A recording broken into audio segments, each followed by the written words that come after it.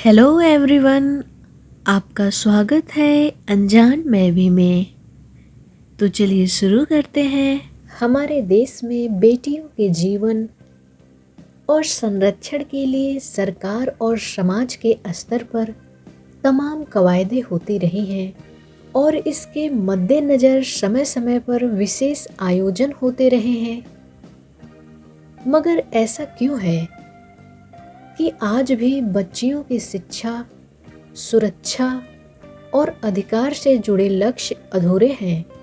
लैंगिक समानता का विमर्श तब तक अधूरा है जब तक बालिकाओं की दशा और दिशा का ईमानदारी से मूल्यांकन नहीं होता। महज दिवस और समारोह मना लेने भर से बच्चियों के संपूर्ण विकास का दावा नहीं किया जा सकता। आज स्वतंत्रता प्राप्ति के 7 दशक बाद लाखों बालिकाओं की शिक्षा अधूरी रह जाती है, तो इसके लिए कौन जिम्मेदार है? उनके स्वास्थ्य की जिस तरह से उपेक्षा होती है, यह किसी से छिपा नहीं है। उचित पोषण के अभाव में उन्हें कई बीमारियां घेर लेती हैं। चिंता की बात है कि तमाम योजनाओं के बावजूद सामाजिक सोच में आज भी बदलाव नहीं आया। समाज में बालिकाओं को लेकर दोहरी मानसिकता रही है। घर से लेकर बाहर तक उनसे भेदभाव होता है। आज भी भ्रूण हत्या एक बड़ी चुनौती है। बालिका किसी तरह बच जाती है तो आगे चलकर उसे शिक्षा से वंचित रखने की साजिश होती है। हालांकि जागरूकता बढ़ने से लोग बेटा बेटी को समान मानने लगे हैं।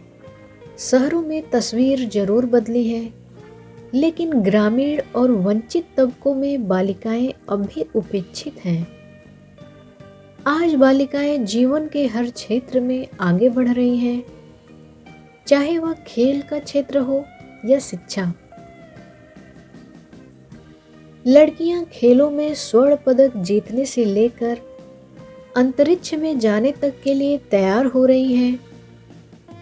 तमाम संघर्षों और बाधाओं को पार करने के बाद आगे चलकर कई बालिकाएं विभिन्न क्षेत्रों में शीर्ष पदों तक पहुंची।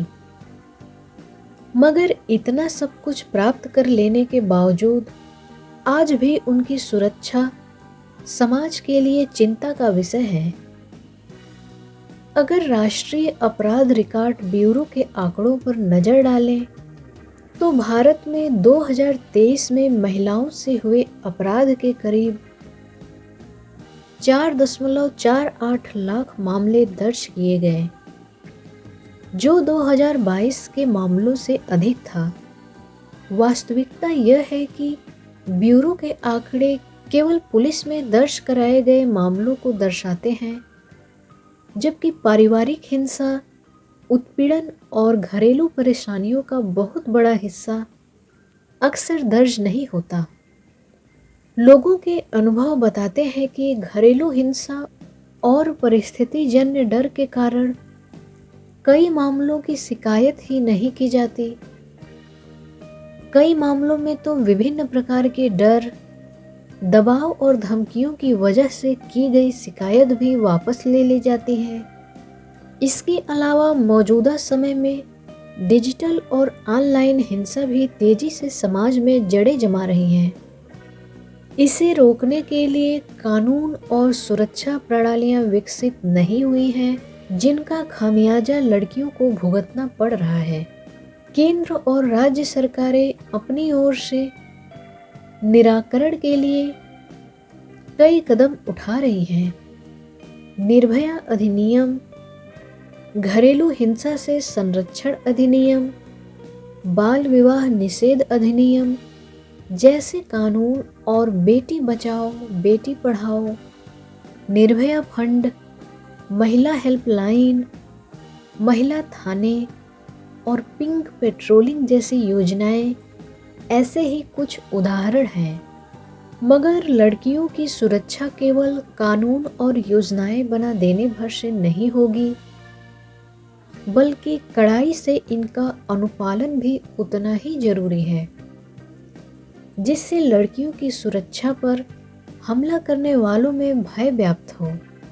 एक बहुत बड़ा दायित्व लड़कियों के प्रति सामाजिक सोच को लेकर है। आज भी जिस तरह की सोच समाज में लड़कियों को लेकर आमतौर पर बनी हुई है, उसे स्वस्थ सोच तो कतई नहीं कहा जा सकता। इसमें कोई संदेह नहीं है कि स्थितियों में परिवर्तन आया है, परंतु अभी भी परिवर्तन का दायरा बहुत सीमित है और अधिकांश लड़कियों को इस परिवर्तन का लाभ नहीं मिल पा रहा है। वास्तव में अभी भी इस दिशा में काफी कुछ किया जाना बाकी है। यह एक ऐसी लड़ाई है जिसमें सरकारी, सामाजिक और व्यक्तिगत प्रयासों में समन्वय और संयोजन बहुत जरूरी है। इस समय लड़कियों की सुरक्षा केवल कानून व्यवस्था का विषय नहीं है,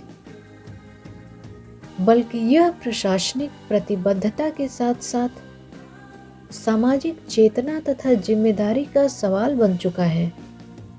सभी कानूनों और योजनाओं पर सही तरीके से अमल हो और इसका समुचित उपयोग हो, इसके लिए हम सभी को उत्तरदायित्व लेना पड़ेगा। कई स्तरों पर इसके लिए प्रयास करना जरूरी है।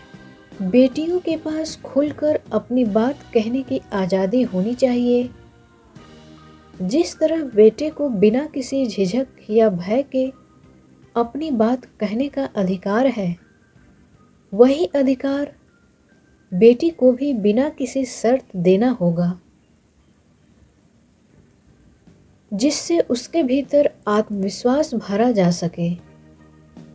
किसी भी तरह का भेदभाव बेटियों के हौसले को धीरे धीरे खत्म कर सकता है। जिम्मेदारियों से लेकर घर के काम तक, भावनाओं को साझा करने से लेकर आर्थिक फैसले लेने तक, सभी कामों का बंटवारा बराबरी के स्तर पर करना होगा। सबसे जरूरी बात जो हम अक्सर भूल जाते हैं, वह है लड़कियों की सुरक्षा का मामला। लड़कियों की सुरक्षा को खतरा किससे है, हमें यह समझना होगा। बालिकाओं की सुरक्षा को लेकर हमें अपने लड़कों से खुलकर बात करनी होगी।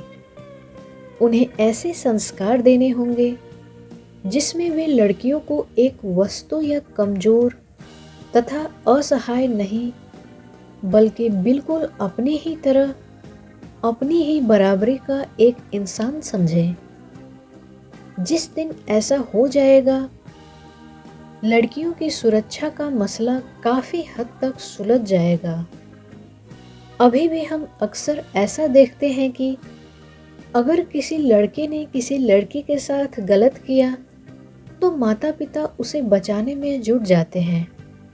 अव्वल तो उस लड़के की परवरिश में कहीं तो कोई कमी रही कि उसने लड़की को इंसान नहीं समझा, और जब उसने गलती की तो उसे सजा दिलाने के बजाय उसे बचाने की कोशिश होने लगती है।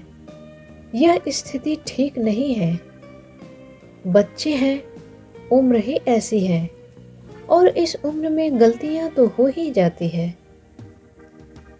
जैसे जुमले लड़कियों की सुरक्षा के और अधिक खतरे की स्थिति तैयार करते हैं, इन जैसे जुमले लड़कियों की सुरक्षा के और अधिक खतरे की स्थिति तैयार करते हैं। परिवार में हमें ऐसा माहौल तैयार करना होगा जिसमें लड़कियों को हर दृष्टि से लड़कों के बराबर अधिकार और स्थान मिले। बालिकाएं समाज की आधारशिला हैं। वे केवल परिवार और समाज की ही नहीं, बल्कि राष्ट्र की प्रगति का भी वाहक होती हैं। ऐसे में उनके साथ समाज में हो रहा भेदभाव किसी भी दृष्टि से उचित नहीं माना जा सकता है। आज जरूरत है हमें बालिकाओं को प्रोत्साहन देने और अपनी मानसिकता में बदलाव लाने की। तभी सही मायने में देश विकास कर पाएगा। शिक्षा और कौशल विकास, स्वास्थ्य और पोषण, लैंगिक भेदभाव का अंत, सुरक्षा और संरक्षण तथा समान अवसर जैसे कई क्षेत्र हैं जिनमें लड़कियों के लिए काम किए जाने की आवश्यकता है। इन सभी उद्देश्यों को पूरा करते हुए लक्ष्य एक जैसा समाज बनाना होना चाहिए जहां हर लड़की को सुरक्षा, सम्मान और समान अवसर मिले। साथ ही हर लड़की अपने सपनों की उड़ान भरते हुए आकाश की ऊंचाइयों को छूने का हौसला रख सके।